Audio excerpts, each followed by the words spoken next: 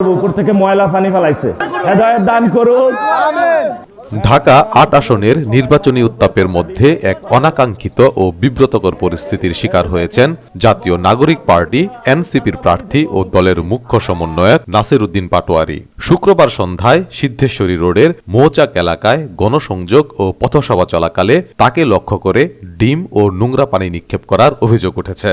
প্রত্যক্ষদর্শী ও দলীয় সূত্রে জানা যায়, সন্ধ্যায় মৌচাক এলাকার বাংলা টিভি সংলগ্ন একটি গলিতে নির্বাচনী প্রচারণা চালাচ্ছিলেন নাসির উদ্দিন পাটোয়ারী। পথসভায় বক্তব্য দেওয়ার সময় হঠাৎ পাশের একটি ভবন থেকে তাকে লক্ষ্য করে ডিম ছোড়া হয়। এ সময় তিনি উপস্থিত জনতাকে ডিম নিক্ষেপের বিষয়টি অবহিত করছিলেন।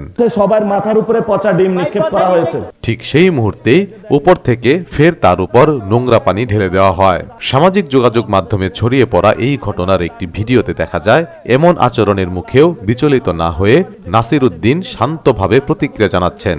তিনি হামলাকারীদের ভারসাম্যহীন আখ্যা দিয়ে বলেন, আল্লাহ তাদের হেদায়েত দিন, হেদায়েত দান করুন এবং আল্লাহ আপনাদেরকে আবার চাঁদাবাজি থেকেও মুক্তি দিক।